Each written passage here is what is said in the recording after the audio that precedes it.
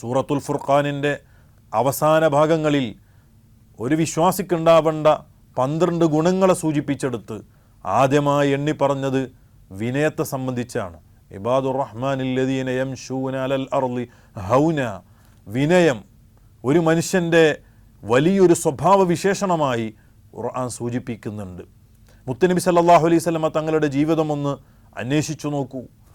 ഒരു വിദ്യാർത്ഥി, ഒരു ചരിത്ര വിദ്യാർത്ഥിയെ പോലെ ഒന്ന് പഠിച്ചു നോക്കൂ. എന്തൊരു മാതൃകയാണ് ആ ജീവിതത്തിലുള്ളത്. മക്ക മദീന ഭരിക്കുന്ന വലിയ ഒരു രാജാവായിട്ട് പോലും അവിടുത്തെ ജീവിതത്തിൻ്റെ ലാളിത്യം നമുക്ക് കാണാൻ കഴിയുന്നുണ്ട്.